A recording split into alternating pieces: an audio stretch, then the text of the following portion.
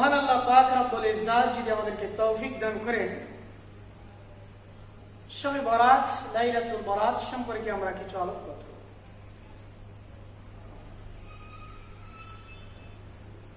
2021 ইংরেজি 29 দিবাগত রাত্র, অর্থাৎ আগামী সোমবার দিনগত রাত্র হচ্ছে শবে বরাত। 1442 হিজরি, আরবি হচ্ছে অষ্টম মাস, মাসের নাম রজব। 14 তারিখ দিনগত রাত্রি, অর্থাৎ আগামী সোমবার দিনগত রাত্রি হচ্ছে শবে বরাত। 1427 বাংলা 12 নম্বর মাস, চৈত্র মাস। বাংলা এবং আরবি একই তারিখ মিলে গিয়েছে, তাই চৈত্র মাসের 14 দিনগত রাত, অর্থাৎ আগামী সোমবার দিনগত রাত যে আসছে, এটাকে বলা হয় শবে বরাত। আমাদের বাংলাদেশ, ইন্ডিয়া, পাকিস্তান এই তিনটি দেশের মধ্যে শবে বরাত নিয়ে বাড়াবাড়ি এবং ছাড়াছাড়ি অনেক রয়েছে, যার কারণে মানুষ সঠিক যেটা এটাকে খুঁজে পাচ্ছে না। অনেকেই বেশি ছাড়াছাড়ি করে থাকেন, তারা বলেন শবে বরাত বলতে কিছুই নেই। আবার অনেকেই শবে বরাতের নামে অনেক কিছু করে, যেগুলো কোরআন এবং হাদিসের মধ্যে নেই। তাই মহান আল্লাহ পাক রব্বুল আলামিন যদি তৌফিক দান করেন, তাহলে আমরা শবে বরাত সম্পর্কে কিছু আলোকপাত করব। অনেকেই বলেন শবে বরাত বলতে কিছু কোরআন হাদিসে নেই। তার কথাটা এই দৃষ্টিকোণ থেকে সত্য যে হুবাহু শবে বরাত শব্দটা কোরআন এবং হাদিসে কোথাও নেই। কারণ হচ্ছে শবে বরাত এটা হচ্ছে ফার্সি শব্দ, আর কোরআনুল কারীম এবং হাদিস রাসূলুল্লাহ সাল্লাল্লাহু আলাইহি ওয়াসাল্লামের এগুলো হচ্ছে আরবি। তাই কোরআন এবং হাদিসের মধ্যে এই শবে বরাত বলতে কিছু নেই শব্দটা উল্লেখ। যেমন নামাজ এবং রোজা কোরআন হাদিসে উল্লেখ নেই, তবে কোরআন এবং হাদিসের মধ্যে রয়েছে as-সালাত, as-সিয়াম। তবে কেউ যদি কোরআন হাদিসে শবে বরাত বলতে কিছু নেই, এর দ্বারা তাদের উদ্দেশ্য হচ্ছে শবে বরাত লাইলাতুন নিসফি মিন শাবান, এটারই কোনো ভিত্তি নেই, তাহলে এটা অনুচিত। স্পষ্ট হাদিসের মাধ্যমে শবে বরাত এর কথা উল্লেখ করেছে। তাই যারা ঢালাও বলেন শবে বরাত বলতে কিছু নেই, এটা অবশ্যই বেশি চাপ। সিরাতুল মুস্তাকিম হচ্ছে বাইনাল ইফরাত ওয়াত তাফরিদ, ইহদিনাস সিরাতাল মুস্তাকিম। শরীয়তে মুহাম্মদ সাল্লাল্লাহু আলাইহি ওয়াসাল্লামের ধর্ম হচ্ছে বাইনাল ইফরাত ওয়াত তাফরিদ, অতি ছাড়াছাড়ি অতি বাড়াবাড়ি উভয়টার মাঝখানে হচ্ছে সিরাতুল মুস্তাকিম। তাই অনেকেই বেশি বাড়াবাড়ি করে এই কথাটা বলে থাকেন বরাত বলতে কিছু নেই। শবে বরাত এটা হচ্ছে ফার্সি শব্দ। শব অর্থ হচ্ছে রাত্রি, রজনী রাত, আর বরাত অর্থ হচ্ছে বারাআতুন থেকে উদ্ভূত, অর্থ হচ্ছে মুক্তি। শবে বরাত এর অর্থ হচ্ছে মুক্তির রাত্রি। এটাকে আরবিতে বলা হয় লাইলাতুল বরাত, এটাকে কোরআনের ভাষায় বলা হয় লাইলাতুল মুবারাকা, তাকে হাদিসের ভাষায় বলা হয় লাইলাতুন নিসফি মিন শাবান। তাহলে শবে বরাত এর অর্থ হচ্ছে মুক্তির রাত্রি। অনেকেই বলে থাকি শবে বরাত এর অর্থ হচ্ছে ভাগ্য রজনী। শবে বরাত এর অর্থ ভাগ্য রজনী নয়, বরং মুক্তির রাত্রি। তবে হ্যাঁ, কিছু হাদিসের মধ্যে রয়েছে, আয়েশা সিদ্দিকা থেকে হাদিস, যে আল্লাহ রাসূল সাল্লাল্লাহু আলাইহি ওয়াসাল্লাম বলেছেন যে এটা হচ্ছে ওই মাস, ওই রাত্র, যে রাত্রের মধ্যে এই বৎসর যত বনি আদমের সন্তান জন্মগ্রহণ করা হবে তাদের নাম লেখা হয়। এই বৎসর যত বনি আদমের সন্তান মৃত্যুবরণ করবে তাদের নাম লেখা হয়, এবং এই দিবসের মধ্যেই, এই রাত্রির মধ্যেই তাদের আমল উঠানো হয় এবং তাদের রিজিক লেখা হয়। এই হিসাবে বলা যেতে পারে এটা ভাগ্য। তবে আমরা এটা এদিকে যাব না।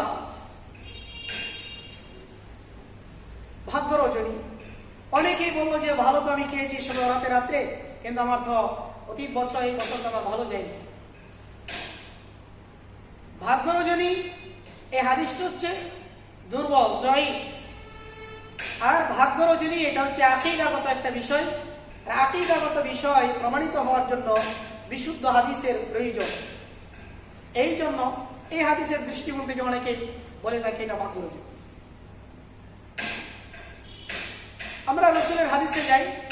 عن ابي موسى الاشعري رضي الله تعالى عنه عن رسول الله صلى الله عليه وسلم قال لا يطلع الله تعالى ليلة النصف من شعبان فيغفر لجميع خلقه إلا لمشرك أو مشاحن। এই হাদিসটা বর্ণনা করেছেন মিশকাতুল মাসাবির মধ্যে রয়েছে এই হাদিসটা, ইবনে মাজার মধ্যে রয়েছে এই হাদিসটা, মুসনাদে আহমদের মধ্যে এই হাদিসটা রয়েছে, আহমদ ইবনে হাম্বল রাহমাতুল্লাহি আলাইহি বর্ণনা করেছেন। মুসনাদে ইবনে আবি হাশিমের মধ্যে এই হাদিসটা রয়েছে, তাবরানীর মধ্যে এই হাদিসটা রয়েছে, আল মুজামুল কাবীরে এই হাদিসটা রয়েছে, আল মুজামুল আওসাতের মধ্যে এই হাদিসটা রয়েছে, শুআবুল ঈমানের মধ্যে রয়েছে, বাইহাকী শরীফের মধ্যে এই হাদিসটা রয়েছে, সহিহ ইবনে খুজাইমার মধ্যে এই হাদিসটা রয়েছে। আবু মুসা আশআরী থেকে বর্ণিত, তিনি বলেন আল্লাহ রাসূল সাল্লাল্লাহু আলাইহি ওয়াসাল্লাম বলেছেন, নিশ্চয় যখন লাইলাতুন নিসফি মিন শাবান, শাবানের যখন অর্ধ রজনী আসে, অর্থাৎ 14 দিনগত রাত্র যখন আসে, তখন আল্লাহ পাক রব্বুল আলামিন তার সৃষ্টির সকল সৃষ্টিকে তিনি ক্ষমা করে দেন। ফায়াগফিরু লিজামিই খালকিহি, তিনি তার সকল সৃষ্টিকে ক্ষমা করে দেন। তবে হ্যাঁ, দুইজনকে করেন না, ইল্লা লিমুশরিকিন আও মুশাহিন, মুশরিক এবং মুশাহিন যারা আল্লাহর সাথে অংশীদারিত্ব সাব্যস্ত করবে তাদেরকে তিনি ক্ষমা করেন না, হোক আল্লাহর যে কোনো গুণ। মুশাহিন যারা হিংসা বিদ্বেষ মানুষের সাথে করে তাদেরকে আল্লাহ ক্ষমা করবেন। عن ابي هريره رضي الله تعالى عنه قال ان رسول عن النبي صلى الله عليه وسلم اذا كانت ليله النصف من شعبان فيغفر لعبادي الا لمشرك او مشاحن مجمع الزوائد বাসারে মধ্যে হাদিসটা রয়েছে। হযরত আবু হুরায়রা রাদিয়াল্লাহু তাআলা আনহু থেকে বর্ণিত, তিনি বলেন নিশ্চয়ই নবী সাল্লাল্লাহু আলাইহি ওয়াসাল্লাম বলেছেন, যখন লাইলাতুন নিসফি মিন শাবান, শাবানের যখন অর্ধ রজনী আসে, ফায়াগফিরু লিইবাদি, আল্লাহ পাক রব্বুল আলামিন তিনি তার বান্দাকে ক্ষমা করে দেন। তবে হ্যাঁ, দুইজন মানুষকে তিনি ক্ষমা করেন না, ইল্লা লিমুশরিকিন আও মুশাহিন, যে আল্লাহর সাথে অংশীদারিত্ব সাব্যস্ত করবে, আল্লাহর জাতের মধ্যে, আল্লাহর সিফাতের মধ্যে, আল্লাহর গুণাবলীর মধ্যে যে অংশীদারিত্ব সাব্যস্ত করবে, আল্লাহ তাকে ক্ষমা করবেন না। মুশাহিন, হিংসা বিদ্বেষকারী, তাকে ক্ষমা করবেন। মুশাহিনের আরেকটা অর্থ রয়েছে, ইমাম আউজাই রাহমাতুল্লাহি আলাইহি মুশাহিনের অর্থ করেছেন বিদআতি, যে ব্যক্তি বিদআত করবে তাকে তিনি ক্ষমা করবেন। আন মুআয ইবনে জামাল عن النبي صلى الله عليه وسلم إن النبي صلى الله عليه وسلم قال إذا كان إن النبي صلى الله عليه وسلم قال لا يطلع الله تعالى إلى خلقه في ليلة النصف من شعبان فيغفر لجميع خلقه إلا لمشرك أو مشاهد। হাদিসটা বর্ণনা করেছেন ইমাম বাইহাকী রাহমাতুল্লাহি আলাইহি শুআবুল ঈমানের মধ্যে, এই হাদিসটা বর্ণনা করেছেন রয়েছে সহিহ ইবনে হিব্বানের মধ্যে, এই হাদিসটা রয়েছে আল মাজমুউল কাবীরের মধ্যে, এই হাদিসটা আত-তারগীবের মধ্যে রয়েছে, মুসনাদ আহমদের মধ্যে রয়েছে। মুআয ইবনে জাবাল থেকে বর্ণিত, নিশ্চয়ই রাসূলুল্লাহ সাল্লাল্লাহু আলাইহি ওয়াসাল্লাম বলেছেন, লাইলাতুন নিসফি মিন শাবান, শাবানের যখন অর্ধ রজনী আসে, তখন আল্লাহ পাক রব্বুল আলামিন তার সকল সৃষ্টিকে ক্ষমা করবেন। ফায়াগফিরু লিজামিই খালকিহি, তার সকল সৃষ্টিকে তিনি ক্ষমা করে দেন। ইল্লা লিমুশরিকিন আও মুশাহিন, মুশরিক এবং মুশাহিনকে ব্যতীত তিনি সবাইকে ক্ষমা করে দেন, হিংসুক এবং মুশরিককে তিনি ক্ষমা করেন। عن عبد الله بن عمرو عن رسول الله صلى الله عليه وسلم إن رسول الله صلى الله عليه وسلم قال إن الله تعالى يطلع إلى خلقه في ليلة النصف من شعبان فيغفر لجميع خلق فيغفر لعباده। আব্দুল্লাহ ইবনে আমর থেকে বর্ণিত, তিনি বলেন নিশ্চয়ই আল্লাহ রাসূল সাল্লাল্লাহু আলাইহি ওয়াসাল্লাম বলেছেন, নিশ্চয়ই আল্লাহ জাল্লা শানুহু লাইলাতুন নিসফি মিন শাবানের মধ্যে তিনি তার বান্দার প্রতি করুণার দৃষ্টিপাত করেন, দয়ার দৃষ্টি। ফায়াগফিরু লিইবাদি, তিনি তার সব বান্দাকে ক্ষমা করে দেন। ইল্লা ইসনাইন, তবে দুইজনকে তিনি ক্ষমা করেন না। মুশাহিন, একজন হচ্ছে যে মুশাহিন, অর্থাৎ যে হিংসা বিদ্বেষ করে, তাকে আল্লাহ ক্ষমা করেন। দুই, কাতিল নাফসিন, যে অন্যায়ভাবে মানুষকে হত্যা করে, তাকে আল্লাহ এই রাত্রিতেও ক্ষমা করবেন। মুসনাদে আহমদের মধ্যে আছে। তাহলে এখানে প্রথম যে আমরা হাদিসগুলো উল্লেখ করলাম, এই হাদিসগুলোর মধ্যে দুইজন ব্যক্তির আলোচনা এসেছে, মুশরিক, মুশাহিন। এই হাদিসের মধ্যে এসেছে কাতিল নফস, অন্যায়ভাবে যে মানুষকে হত্যা করে তাকে তিনি ক্ষমা করেন। আরো অন্যান্য হাদিসে অন্যরকম রয়েছে, ইন্নাল্লাহা তাআলা লা ইয়াগফিরু জামিআ ইবাদিহি ইল্লা মুশরিকিন আও মুশাহিনিন আও কাতিল নাফসিন আও জানিন আও সাহিনিন। আল্লাহ পাক রব্বুল আলামিন এই রাতে তার সকল বান্দাকে তিনি ক্ষমা করেন, তবে মুশরিককে তিনি ক্ষমা করেন না, মুশাহিনকে তিনি ক্ষমা করেন না, হিংসুক বিদ্বেষ পোষণকারী, কাতিল নফস, অন্যায়ভাবে মানুষকে হত্যা করে তাদেরকে তিনি ক্ষমা করেন না, সাহিন, যে ব্যক্তি মানুষকে জাদু করে তাদেরকে তিনি ক্ষমা করেন না, সাহিনকে তিনি ক্ষমা করেন না, জানিকে তিনি ক্ষমা করেন না। বিভিন্ন সূত্রে আরো অধিক রয়েছে। এই হাদিসগুলো যে উল্লেখ করলাম, হাদিসগুলোর সনদ নিম্ন স্তরে হচ্ছে হাসান। আল্লাহ রাসূল সাল্লাল্লাহু আলাইহি ওয়াসাল্লামের হাদিস এই সবে বরাত সম্পর্কে, লাইলাতুল বরাত, লাইলাতুল নিসফি মিন শাবান সম্পর্কে 11 জন সাহাবী থেকে বর্ণিত রয়েছে। দুই একজন সাহাবীর মধ্যে এগুলোর ক্ষেত্রে সনদে জয়ীফ রয়েছে। আল্লাহ রাসূল সাল্লাল্লাহু আলাইহি ওয়াসাল্লামের প্রত্যেকটা হাদিসই তো সহিহ। রাসূল থেকে কথাটা আমাদের পর্যন্ত এসেছে যে পরম্পরায়, তাকে বলা হয় সনদ। এখানে যদি সন্দেহ হয় তখন বলা হয় জয়ীফ, সহিহ, হাসান, বিভিন্ন স্তর মুহাদ্দিসিনে কেরাম সাব্যস্ত। বিশেষ করে মুআয ইবনে জাবালের যে হাদিস, একেবারেই বিশুদ্ধ এই হাদিসটা। আবু মুসা আশআরী রাদিয়াল্লাহু তাআলা থেকে যে হাদিস, এই হাদিসটা একেবারে সহিহ। তাছাড়া আমরা জানি হযরত আয়েশা সিদ্দিকা রাদিয়াল্লাহু তাআলা আনহা বলেন, ফাকাতু নবী সাল্লাল্লাহু আলাইহি ওয়াসাল্লাম রাত লাইলাতিন, আমি এক রাত্রিতে আল্লাহ রাসূল সাল্লাল্লাহু আলাইহি ওয়াসাল্লামকে বিছানায় পাচ্ছিলাম না, হারিয়ে ফেলেছিলাম। তখন আমি রাসূলুল্লাহ সাল্লাল্লাহু আলাইহি ওয়াসাল্লামের খোঁজে বেরিয়ে গেলাম, রাসূলকে পেয়ে গেলাম জান্নাতুল বাকির মধ্যে মাথা উত্তোলিত অবস্থায়। রাসূল আমাকে দেখে বললেন, ইয়া আয়েশা আতাখিফিনা আইয়াহিফাল্লাহু আলাইকি ওয়া রাসূলুহু, হে আয়েশা, তুমি কি ভয় করো নাকি আল্লাহ এবং তার রাসূল তোমার সাথে অবিচার করবেন? আয়েশা বলেন, ক্বালাত কুলতু, হ্যাঁ রাসূলুল্লাহ সাল্লাল্লাহু আলাইহি ওয়াসাল্লাম, আমি এটা ভয় করি নাই, তবে আমি ধারণা করেছি জনন্তু আনতাতিকা বাদা নিসাইকা, আপনি হয়তো আপনার অন্য স্ত্রীর কাছে গিয়েছেন। তখন রাসূলুল্লাহ সাল্লাল্লাহু আলাইহি ওয়াসাল্লাম বললেন, হে আয়েশা, এটা তো ওই রাত্রি, ইন্নাল্লাহা তাআলা ইয়ানজিলু ফি লাইলাতিন নিসফি মিন শাবান ইলা সামাই দুনিয়া, লাইলাতুন নিসফি মিন শাবানের মধ্যে, রমজানের 14 দিবাগত রাত্রির মধ্যে আল্লাহ পাক রব্বুল আলামিন দুনিয়ার আকাশে অবতরণ করেন। ফায়াগফিরু লিআকসারা আদাদি শারি গানামি কলবি, অতঃপর তিনি কাল গোত্রের, বনি কাল গোত্রের কোন কোন সূত্রে হয়েছে 20,000 বকরি ছিল। কাল গোত্রের সকল বকরির পালের মধ্যে যত লোম রয়েছে, এর চেয়ে আকসার বেশি পরিমাণ মানুষকে তিনি লাইলাতুন নিসফি মিন শাবানের মধ্যে ক্ষমা ঘোষণা করেন। এই হাদিসটা সহিহ মুসলিমের মধ্যে রয়েছে, প্রায় একাধিক সহিহ গ্রন্থের মধ্যে রয়েছে। সহিহ মুসলিমের হাদিস একেবারে ছিল, আর সহিহ মুসলিমের হাদিসের মধ্যে আল্লাহ রাসূল সাল্লাল্লাহু আলাইহি ওয়াসাল্লাম উল্লেখ করেছেন লাইলাতুন নিসফি মিন শাবান, তিনি এখানে ক্ষমা করে দেন লিয়াকসারা আদাদি শারি গানামি কলবিন, কাল গোত্রের যত বকরি রয়েছে, সকল বকরির যত লোম রয়েছে, এর চেয়ে বেশি মানুষকে তিনি ক্ষমা করে দেন। অর্থাৎ আল্লাহ রাসূল সাল্লাল্লাহু আলাইহি ওয়াসাল্লাম এই রাত্রি যে আল্লাহ ব্যাপক ক্ষমা ঘোষণা করেন, এটা বোঝানোর জন্য সবচেয়ে বেশি যে বকরির লোম ছিল, বকরির যে গোত্রের মধ্যে ছিল, সেই গোত্রের নাম ছিল বনি কাল। তাই কাল মুকুত্রে দিয়ে উদাহরণ দেবে। সহিহ মুসলিমের হাদিসটাতে একেবারে বেশি।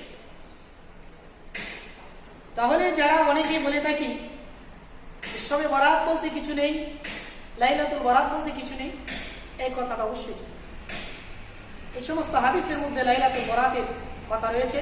তাহলে আমরা জানতে পারলাম লাইলাতুল বরাত হচ্ছে একটা মর্যাদাবান একটা রাত, যে রাত্রির মধ্যে আল্লাহ পাক রব্বুল আলামিন তার বান্দাদেরকে তিনি ক্ষমা ঘোষণা করেছেন। মাত্র যদি কয়েকটা গুণে গুণান্বিত না থাকে, মুশরিক, সাহিন, কাতিল ইত্যাদি যদি না থাকে, তাহলে ব্যাপক ক্ষমা আল্লাহ করে।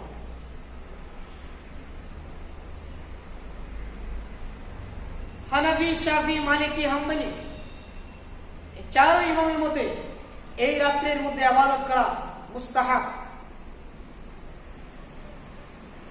আল্লামা ইবনে তাইমিয়া রাহমাতুল্লাহি আলাইহি ইক্তিদাউস সিরাতুল মুস্তাকিমে তিনি বলেছেন এটা মুস্তাহাব, দেখতে পারেন। নাসিরউদ্দিন আলবানী সিলসিলাতুল আহাদিস সহিহ ওয়াল মাওযুআ এখানেও দেখতে পারেন। আল্লামা মুবারকপুরী তার লিখিত গ্রন্থ তুহফাতুল আহওয়াজি এখানেও দেখতে পারেন। তাহলে বিশুদ্ধ হাদিসের মাধ্যমে এবং উলামায়ে কেরাম, মুহাদ্দিসিনে কেরামের স্বীকৃতির মাধ্যমে একটা জিনিস প্রমাণিত হইল যে লাইলাতুল নিসফি মিন শাবানে ইবাদত করা এটা হচ্ছে একটা মর্যাদা মহিমান্বিত একটা রাত। তবে হ্যাঁ, এই রাত্রটা যে মহিমান্বিত এটা লাইলাতুল কদরের চেয়ে বেশি নয়, কম। এই রাত্রে দোয়া কবুল হয়। হযরত ইবনে ওমর থেকে বর্ণিত, আন ইবনে ওমর থেকে বর্ণিত, তিনি বলেন খামসু লায়ালিন লা তুরাদ্দু ফীহিন্না দুআ, 5টা রাত্র রয়েছে যে 5টা রাত্রির মধ্যে মানুষ যদি আল্লাহর কাছে দোয়া করে, আবেদন করে, সওয়াল করে, আল্লাহ তাদের দোয়াকে ফিরিয়ে দেন না। 1 নম্বর লাইলাতুল জুমা, জুমার রাতে যদি কেউ দোয়া করে। 2 নম্বর আউয়ালু লাইলাতিন মিন রজব মাসের প্রথম রাত্রিতে যদি কেউ দোয়া করে, আল্লাহ তার দোয়া ফিরিয়ে দেন। 3 নম্বর লাইলাতুল নিসফি মিন শাবান, শাবানের অর্ধ রজনী। লাইলাতুল বরাত, লাইলাতুল নিসফি মিন শাবান, শবে বরাত যেটাকে আমরা বলি, এই রাত্রে যদি কেউ দোয়া করে, আল্লাহ পাক রব্বুল আলামিন তার দোয়াকে ফিরিয়ে দেন না। 4, 5 হচ্ছে 2 ঈদের রাত্রে যদি দোয়া করে। মুসান্নাফে আব্দুর রাজ্জাকের মধ্যে এই হাদিসটা রয়েছে। তাহলে আমরা জানতে পারলাম এখানে যে 5টা রাত উল্লেখ রয়েছে, তন্মধ্য থেকে একটা রাত হচ্ছে লাইলাতুল নিসফি মিন শাবান। লাইলাতুল নিসফি মিন শাবানে যদি কেউ দোয়া করে, আল্লাহ তার দোয়াকে ফিরিয়ে দেন না। ইমাম শাফি থেকে বর্ণিত আন্নাহু ইয়াকালু আইজান, তিনিও বলেছেন, তার থেকে পাওয়া যায় ইন্না দুআ ইস্তাজাবু ফি 5 লায়ালিন, 5টি রাত্রের মধ্যে মানুষের দোয়াকে কবুল করা হয়। ফি লাইলাতুল জুমআ, জুমার রাত্রের মধ্যে মানুষের দোয়াকে কবুল করা হয়। ফি লাইলাতুল আযহা, কুরবানি ঈদের রাত্রের মধ্যে দোয়া করলে আল্লাহ দোয়াকে কবুল করেন। ফি লাইলাতুল ফিতর, ঈদুল ফিতরের রাত্রে যদি দোয়া করে, আল্লাহ তাদের দোয়াকে কবুল করেন। ফি আউয়ালি লাইলাতি মিন রজব, রজব মাসের প্রথম রাতে যদি দোয়া করেন, আল্লাহ এই দোয়াকে কবুল করেন। লাইলাতুল নিসফি মিন শাবান, শাবানের অর্ধ রজনী, নিসফে শাবান, শবে বরাতে যদি কেউ দোয়া করে, এই দোয়াকে আল্লাহ কবুল করে। তাহলে এখানে আমরা জানতে পারলাম, মুসান্নাফে আব্দুর রাজ্জাকের মধ্যে রয়েছে, এখানে আমরা জানতে পারলাম যে শবে বরাতে যদি কেউ দোয়া করে, দোয়া আল্লাহ কবুল করে। বিশুদ্ধ হাদিসের দ্বারা আমরা জানতে পারলাম, মুসলিমের হাদিস সহ, যে এই শবে বরাত লাইলাতুল নিসফি মিন শাবান এটা হচ্ছে একটা মর্যাদাবান রাত। আর এই রাত্রে দোয়া করলে আল্লাহ পাক রব্বুল আলামিন তাদের দোয়াকে কবুল করে। শুনুন আমরা সামনে একটু আগে عن علي بن ابي طالب رضي الله تعالى عنه قال اذا كانت ليله النصف من شعبان فقوموا ليلها وصوموا نهارها فان الله تعالى ينزل فيها لغروب الشمس الى سماء الدنيا فيقول الا من مستغفر فاغفر له الا من مسترزق فارزقه الا من مبتل فوافيه الا كذا حتى يطلع الفجر। এই হাদিসটা বর্ণনা করেছেন ইবনু আবি শাইবা এই হাদিসটা রয়েছে, ইবনে মাজাহ এই হাদিসটা বর্ণনা করেছেন ইমাম তিরমিজি রাহমাতুল্লাহি আলাইহি, এই হাদিসটা বর্ণনা করেছেন ইমাম বাইহাকী তার শুআবুল ঈমানের মধ্যে বর্ণনা করেছেন, এই হাদিসটা মিশকাতুল মাসাবির মধ্যে রয়েছে, মা সাবাতা বিস সুন্নাহর মধ্যে রয়েছে। এই হাদিসের সনদের মধ্যে একটু দুর্বলতা রয়েছে। এই হাদিসের রাবি বর্ণনাকারী একজন ব্যক্তি, তার নাম হচ্ছে ইবনু আবি সাবা। ইমাম আহমদ ইবনে হাম্বল রাহমাতুল্লাহি আলাইহি এবং ইমাম বুখারী রাহমাতুল্লাহি আলাইহি তারা দুইজন অন্যান্য মুহাদ্দিসিনে কেরাম এই রাবিকে মিথ্যার অভিযুক্ত করেছে। এই হাদিসের মধ্যে উল্লেখ রয়েছে কয়েকটি ইবাদতের কথা, 3টি ইবাদত। ইযা কানাত লাইলাতুন নিসফি মিন শাবান, যখন শাবানের অর্ধ রজনী চলে আসে, শবে বরাত যখন চলে আসে, ফাকুমু লাইলাহা, তার রাতে তোমরা কিয়াম করো, কিয়ামুল লাইল করো। শাবানের অর্ধ রজনীতে কিয়ামুল লাইল করে, হাদিসটা কি এটা বলছে? নফল ইবাদত করবে, তাহাজ্জুদের নামাজ পড়বে, জিকির, আজকার, কোরআন তেলাওয়াত ইত্যাদি আপনি করতে পারেন, দান সদকা খায়রাত করতে পারেন। আপনি দৈনিক যদি আসার পরে নফল তাহাজ্জুদ যদি পড়ে ঘুমান, অথবা শেষ রাতে তাহাজ্জুদ পড়েন 2 রাকাত 4 রাকাত, এই রাত্রে বিশুদ্ধ হাদিস দ্বারা প্রমাণিত যে এটা মর্যাদাবান রাত্র, এই রাত্রের মধ্যে দোয়া কবুল হয়। এই জন্য আপনি এই রাত্রে একটু বেশি তাহাজ্জুদ করুন, একটু বেশি নামাজ পড়ুন, অথবা প্রতিদিন আপনি তাহাজ্জুদ করেন না, এই রাত্রে আপনি একটু তাহাজ্জুদ করুন, যেহেতু মর্যাদাবান। প্রতিদিন আসার পরে আপনি নফল করেন না, যেহেতু এটা মর্যাদাবান রাত্র, আসার পরে 2 রাকাত 4 রাকাত নফল করে আপনি এই রাত্রে অনেকেই বলি যে এই রাত্রের মধ্যে যদি কেউ গোসল করে ইবাদত করে, প্রতি ফোঁটায় একটা একটা গুনাহ ঝরে যাবে, আর গোসল করে ইবাদত করতে হবে। গোসল করে ইবাদত করতে হবে এটা হাদিসে নেই, আর প্রতি ফোঁটার সাথে যে একটা একটা গুনাহ ঝরে পড়ে যাবে এটা কোনো হাদিসের মধ্যে নেই। তবে আপনার যেহেতু এখন চৈত্র মাস, গরমের দিন, আপনি ইবাদত করবেন দীর্ঘরাত্র পর্যন্ত বা স্বস্তিতার সাথে ইবাদত করবেন, এই জন্য আপনি গোসল করলে করতে পারেন, এটা মুস্তাহাব। গোসল করতেই হবে বিষয়টা এমন, আপনার গরম লাগছে আপনি গোসল করতে পারেন, পবিত্রতা সুন্দর করে অর্জন করলেন, ফ্রেশ হলেন, এটা মুস্তাহাব, এটা ভালো, এটা করতে পারেন। কিন্তু করতেই হবে বা করলে প্রতি ফুটার সাথে গুনাহ জোরে পড়ে যাবে, এটা কোথাও নেই, এটা আমরা বাড়াবাড়ি করি। আর এই রাত্রের মধ্যে আমরা অনেক বাড়াবাড়ি করি আরো, যেমন এত রাকাত নামাজ, 20 রাকাত, 30 রাকাত, 100 রাকাত, 200 রাকাত, 300 রাকাত, এই সূরা দিয়ে একবার সূরা ফাতিহা, 10 বার সূরা ইখলাস, বা একবার সূরা ফাতিহা, এতবার সূরা ইখলাস, বা এই সূরা নির্দিষ্ট করতে হবে, বা এত রাকাত করতে হবে, 12 রাকাত, 20 রাকাত, এগুলা কোনো হাদিসের মধ্যে নেই। মুহাদ্দিসিনে কেরাম এগুলাকে প্রত্যাখ্যান করেছে। তাই এই রাত্রির মধ্যে আপনার যতটুকু সম্ভব, যথাসম্ভব আপনি ইবাদত করবেন, যেভাবে ইচ্ছা সূরা ফাতিহার সাথে অন্য যে কোনো সূরা মিলিয়ে আপনি ইবাদত যত রাকাত ইচ্ছা করবেন।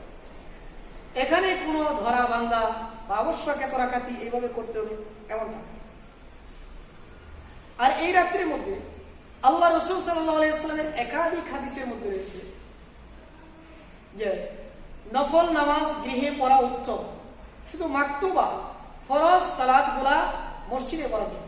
আল্লাহ রাসূল সাল্লাল্লাহু আলাইহি ওয়াসাল্লামের জীবনী যদি আপনি তালাশ করেন, আল্লাহ রাসূল সাল্লাল্লাহু আলাইহি ওয়াসাল্লাম মাকতুবা ফরজ সালাতগুলা মসজিদে পড়েছেন, নফল কমই পাবেন না আপনি, সব রাসূল যাই করেছেন। রাসূলের হাদিসের মধ্যে রয়েছে লা তাজআলু বুয়ুতাকুম মাকাবির, এমন হাদিস, তোমরা তোমাদের গৃহকে কবর বানাও, গৃহের মধ্যে ইবাদত করো।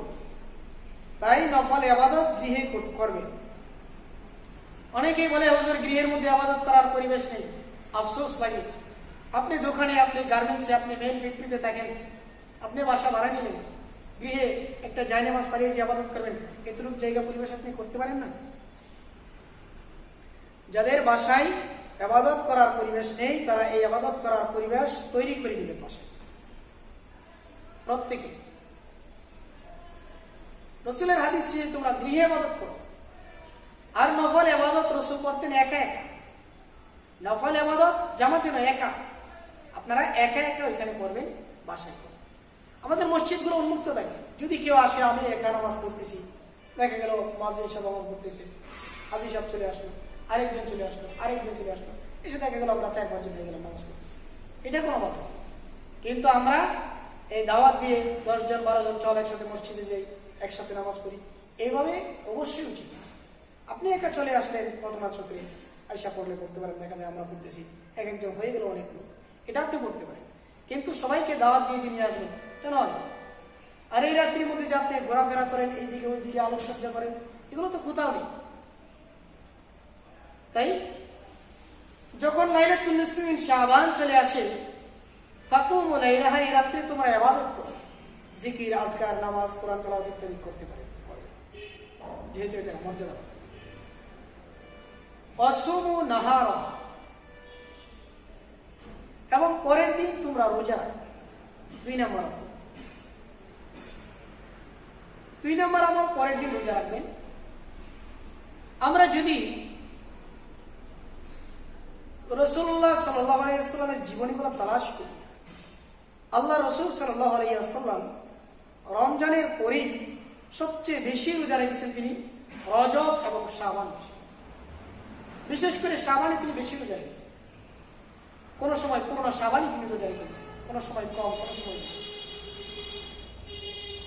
আন আব্দুল্লাহ ইবনে কাইস রাদিয়াল্লাহু তাআলা আনহু قال সামিয়া, তিনি শুনেছেন, তাকুল আয়েশা রাদিয়াল্লাহু তাআলা আনহা, আয়েশাকে তিনি বলতে শুনেছেন, কানা হাকুস সিয়ামি ইলা রাসূলিল্লাহি সাল্লাল্লাহু আলাইহি ওয়াসাল্লাম আইয়াসুমা শাবান ইয়াসিলা বিরমাদান।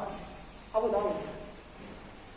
আয়েশা বলেন, আল্লাহর নবী মুহাম্মদ সাল্লাল্লাহু আলাইহি ওয়াসাল্লামের কাছে রমজানের পরেই সবচেয়ে প্রিয় ছিল তিনি রোজা রাখা শাবান মাসের মধ্যে, যাতে করে তিনি রমজান পর্যন্ত পৌঁছে যান।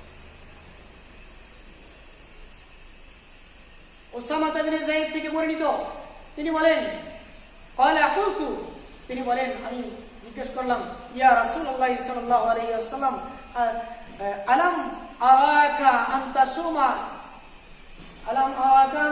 আশ-শাহরা মিন আশ-শুহুরি মা তাসুমা মিন শাবান।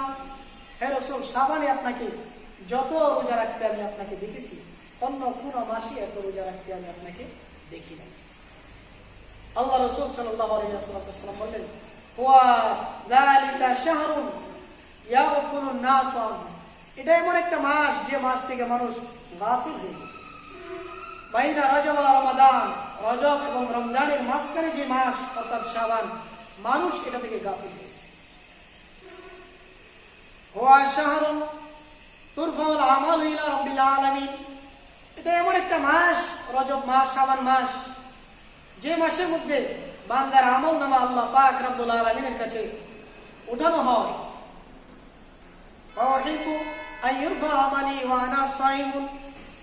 আমি ভালোবাসি যে আমার আমলকে আল্লাহর কাছে উঠানো হোক লিপিবদ্ধ করে, এমন অবস্থায় আমি রোজাদার। নাসাইর মধ্যে হাদিসটা রয়েছে, আরে একাধিক গ্রন্থে। এই হাদিস দ্বারা আমরা জানলাম তিনি বেশি রোজা রাখতেন। উম্মে সালামা রাদিয়াল্লাহু তাআলা আনহা থেকে বর্ণিত, তিনি বলেন, আয়েশা সিদ্দিকা রাদিয়াল্লাহু তাআলা আনহাকে জিজ্ঞেস করা হলো রাসূলুল্লাহ সাল্লাল্লাহু আলাইহি ওয়াসাল্লামের রোজা সম্পর্কে। আয়েশা সিদ্দিকা রাদিয়াল্লাহু তাআলা আনহা বলেন, আল্লাহর নবী মুহাম্মদ সাল্লাল্লাহু আলাইহি ওয়াসাল্লাম কখনো তিনি যে রোজা রাখা শুরু করতেন, তিনি আর রোজা ছাড়তেন না। আমরা ধারণা করতাম রাসূল হয়তো আর রোজা ছাড়বেনই না। আবার তিনি যখন রোজা ছেড়ে দিতেন, তখন আমরা ধারণা করতাম তিনি হয়তো আর রোজা রাখবেনই না। আর শাবান মাসে তিনি অধিক পরিমাণে রোজা রাখতেন, প্রায় পূর্ণ শাবান তিনি রোজা রাখতেন। এই হাদিসগুলো হচ্ছে সহিহ। তাহলে আমরা জানতে পারলাম রাসূলুল্লাহ সাল্লাল্লাহু আলাইহি ওয়াসাল্লাম শাবান মাসে তিনি বেশি পরিমাণ রোজা রাখতেন, 10, 15, 20 পুরো মাসই প্রায় তিনি রোজা রাখতেন। সহিহ সনদে বর্ণিত রয়েছে, আল্লাহ রাসূল সাল্লাল্লাহু আলাইহি ওয়াসাল্লাম প্রতি চন্দ্র মাসের আইয়ামে 20, 13, 14, 15 তারিখে রাসূল রোজা রাখতেন, প্রতি আরবি চন্দ্র মাসে। এটা রাসূলের সুন্নাত। তাই আপনার উচিত প্রতি চন্দ্র মাসের এই রোজাগুলি রাখা। তাহলে যদি আপনি চন্দ্র মাসে রোজা রাখেন, তাহলে 2021 সালে আগামী 29 দিবাগত রাত্রি, অর্থাৎ সোমবার দিনগত রাত্রি হচ্ছে এটা 15 তারিখ, তাহলে এর আগে আপনি রবি, সোম, মঙ্গল 3 দিন রোজা রাখতে পারেন। এটা হচ্ছে সোমে দাউদ আলাইহিস সালাম একদিন পর পর রোজা রাখতেন। আপনি একদিন পরে পরে রোজা রাখতে পারেন, যদি রাখেন তাহলে বৃহস্পতি 15 তারিখ এটা রোজা রাখা হচ্ছে। আইয়ামে বিজ 15 তারিখে রোজা, রসুল বেশি বেশি রোজা রাখতেন। তাই আপনি যদি 15 তারিখে রোজা রাখেন, সবে বরাতের নিসফে শাবানের রোজা, এটা নফলে ইবাদত। আপনার জন্য উত্তম হচ্ছে আমরা বলবো আপনি 13, 14, 15 3টা রোজা রাখবেন, এটা রাসূলের সুন্নাহ। তাহলে এই হাদিসের 2 নাম্বার আমল হচ্ছে আসুমু নাহারা, পরের দিন তোমরা রোজা রাখবে। কেন? ফাইনাল্লাহা তাআলা ইয়ানজিলু ফিহা লিগুরুবি শামসি ইলা সামাইদ দুনিয়া, কেননা এই রাত্রির মধ্যে আল্লাহ পাক রব্বুল আলামিন পশ্চিম আকাশে সূর্য নেমে যাওয়ার পর থেকে তিনি দুনিয়ার প্রথম আকাশে নেমে আসেন, চলে আসেন। ফায়াকুলু আলা মিন মুস্তাগফিরিন ফাআগফির লাহু, আছে কি কোনো ব্যক্তি আমার কাছে ক্ষমা প্রার্থনাকারী, আমি তাকে ক্ষমা করে দিব। আলা মিন মুস্তারজিকিন ফাআরযুকাহু, আছো কি কেউ আমার কাছে রিজিক প্রার্থনাকারী, আমি তাকে রিজিক দান করে দিব। আলা মিন মুবতালা ফাওয়াফিয়াহু, আছো কি কেউ রোগাগ্রস্ত, শোকাগ্রস্ত, দুঃখ বিপদে দুর্দশায় জড়িত, আমি তাকে শেফা দান করে দিব। আলা কাযা হাত্তা ইয়াতলু আল ফাজর, আছো কি কার অমুকটার প্রয়োজন, কার অমুকটার প্রয়োজন, এমনকি ইয়াতলু আল ফাজর, তুলুল ফজর হয়ে। তাহলে এখান থেকে আমরা পাইলাম এই রাত্রির মধ্যে দোয়া করা। আপনি আল্লাহর কাছে দোয়া করতে পারেন, আল্লাহ আপনি আমাকে রোগ মুক্তি দান করেন, আমাকে ক্ষমা করেন, আমাকে রিজিক দান করেন, আমার এইটা দেন, আমার এইটা কল্যাণ দেন, আপনি আল্লাহর কাছে চাইবেন। এই হাদিসের সমর্থনে অনেক সহিহ হাদিস আছে। বুখারী একটা হাদিস বলে ইয়ানজিলুল্লাহু তাআলা ইলা সামাইদ দুনিয়া কুল্লা লাইলাতিন, আল্লাহ প্রতি রাতে আকাশের দুনিয়ার আকাশের মধ্যে আসেন প্রতি রাতে। হিনা ইয়ামজি সুলুসুল লাইল আউয়ালু, যখন রাতের 3 ভাগের 1 ভাগ যখন অতিবাহিত হয়ে যায়। ফাকালা আল্লাহ পাক রব্বুল আলামিন বলেন, আনাল মালিকু আনাল মালিকু, আমি রাজাধিরাজ, আমি রাজাধিরাজ। মান যাল্লাযী ইয়াদউনি ফাস্তাজিব লাহু ফাস্তাজিব লাহু, কে আছে আমার কাছে দোয়া করবে, আমি তার দোয়া কবুল করব। মান যাল্লাযী ইয়াসআলুনি, কে আছে যে আমার ইয়াসআলুনি, যে আমার কাছে আবেদন করবে, ফাউতিয়াহু, আমি তাকে দান করব। মান যাল্লাযী ইস্তাগফিরুনি, কে আছে আমার কাছে ক্ষমা চাইবে, ফাআগফির লাহু, আমি তাকে ক্ষমা করে দিব। লা ইয়াযালু কাযালিকা, আল্লাহ এমন ভাবে বলতেই থাকেন হাত্তা ইয়ামজি আল ফজর, ফজর উদিত হওয়া পর্যন্ত। সেই মুসলিম বুখারীতে বিভিন্ন সূত্রে। তাহলে আমরা এই হাদিসের মধ্যে জানতে পারলাম আল্লাহ এই বিষয়গুলো বলেন, রিজিক, ক্ষমা, অসুস্থতা আমার কাছে চাও। তবে এই হাদিসের মধ্যে রয়েছে আল্লাহ এটা বলেন রাত্রির 3 ভাগের 1 ভাগ চলে যাও। ওই হাদিসের মধ্যে রয়েছে সন্ধ্যার পর থেকে। তাহলে আপনি যদি এই কল্যাণগুলা কামনা করতে চান, তাহলে আমরা বলবো এই হাদিসে আছে কুল্লা লাইলাতিন, প্রতি রাত্রি আল্লাহ পাক। আপনি যদি বরকত হাসিল করতে চান, বিশুদ্ধ হাদিসের দ্বারা প্রমাণিত, প্রতি রাত্রি এই বরকত আপনি চেষ্টা করলে আল্লাহর কাছে আপনি আবেদন করবেন, সহিহ সনদ বর্ণিত, আল্লাহ কবুল করবেন। আরেকটা বিষয়, দুর্বল হাদিসের সপক্ষে যখন কোন সহিহ হাদিস থাকে, তখন এটা তারা দলিল দেওয়া যায়। জয়ীফ হাদিস, যেটা মাউযু নয়, সনদের ক্ষেত্রে দুর্বল, তবে এটা জাল নয়, বানোয়াট নয়, এই হাদিস যদি কাসরাতে মুতাআদ্দাদ, তুরুকে মুতাআদ্দাদ যদি হয়, একাধিক হাদিস যদি বর্ণিত থাকে, তখন এটা হাসানের দরজায় পৌঁছে যায়। আর এই হাদিস যদি হয় ফজিলত বয়ানের ক্ষেত্রে, তখন এটা দ্বারা দলিল দেওয়া যায়। আর এখানে যে হাদিসগুলো, এই যে হাদিসটা যদিও সনদে একটু মন্তব্য রয়েছে, কিন্তু এই হাদিসের সপক্ষে একাধিক হাদিস রয়েছে, তাই এটা হাসানের পর্যায়ে চলে। এই হাদিসটা ফজিলত বর্ণনা করেছে, তাই এটা আমলযোগ্য। তবে এই হাদিসটা যদি আকীদা সংক্রান্ত হইতো, তাহলে জয়ীফ, সনদে একটু দুর্বলতা শিথিল রয়েছে, এটা তারা দলিলযোগ্য নয়। যেমন ভাগ্যের হাদিস। এই জন্য আপনি ইচ্ছে করে এই রাতে আল্লাহর কাছে দোয়া, ইস্তেগফার, দুরূদ, নামাজ, সাদকা, খায়রাত ইত্যাদি।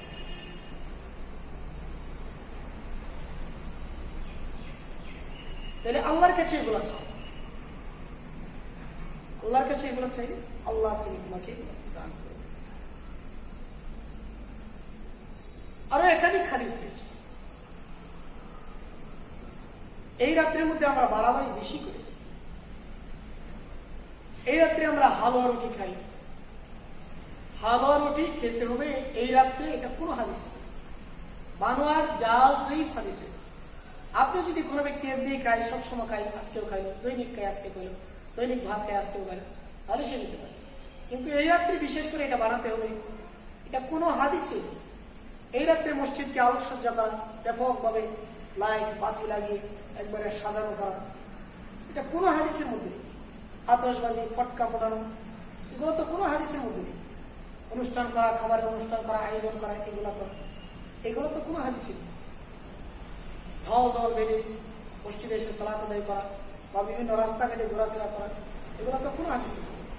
কোন ব্যক্তি যদি তার জীবনের সবে বরাত, লাইলাতুল নিসফে শাবান কোন একটা আমল করেনি, সে যে নামও শুনেনি, সে যদি ফরজ, সুন্নাত, ওয়াজিব ইত্যাদি যদি পূর্ণাঙ্গ পালন করে যায়, তাহলে আশা করা যায় আল্লাহ তাকে জান্নাত দিবেন। কিন্তু কোন ব্যক্তি যদি একত্ব নামাজ ছেড়ে দেয়, সে যদি হাজার সবে কদর সবে বরাত করলো, তাহলে একত্ব নামাজের জন্য আশা করা যায় না যে সে জান্নাতে যাবে। আল্লাহ ইচ্ছে করলে একত্ব নামাজের জন্য তাকে জাহান্নামে দিবেন। সারা জীবন যদি আপনি নফল ইবাদত করেন, একটা ফরজের সমান হবে, আর একটা ফরজ অনেক পূর্ণ। তাই আমরা যেগুলো ফরজ, সুন্নাত, ওয়াজিব এগুলাকে আঁকড়িয়ে ধরে প্লাস নফল ইবাদত বেশি করার ফলে আমাদেরকে তৌফিক দান করুন।